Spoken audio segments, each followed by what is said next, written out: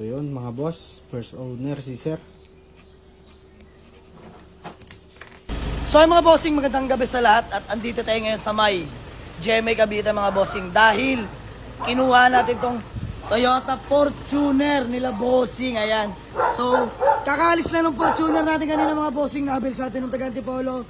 Ika nga nila pag may nawawala, may dumadating mga bossing. Ulitin ko po, Toyota Fortuner 2008 model, automatic turbo diesel engine mga bossing. Mio Marimar, ayan. Share ko lang mga bossing yung owner, ayan. Boss, bali si father mo yung first owner, ayan mga bossing. So nakapangalan sa kanila mismo to. So ayan, dami nila sasakyan. Hindi po sila bayan sa lahat yung personal use. Nag-upgrade ka lang, no? Ito yung pan-daily mo sa school. Ayan mga bossing, pan-daily ni Sir to sa school. Pangalan mo ulit, boss? Timothy. Ayan, boss Timothy Fisbam. At syempre, di pwede mawala yung malupit natin na agent. Bossing, pangalan mo? Kim. Ayan, si Kuya Kim. Diyos mo, Marimar. Ayan, share ko lang, tropa to ni paring Elben, no? Maraming salamat kay Kuya Kim para sa team rin ng unit na to. So, good din namin. Maraming salamat, boss Timothy, sa Toyota Fortuner na to. So, kami na bahala dito mga bossing.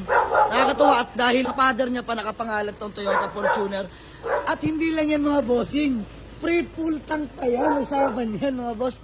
Check natin interior. Class A mga boss. Kita nyo naman, napakasariwa. Tingnan nyo. Oh, full tank mga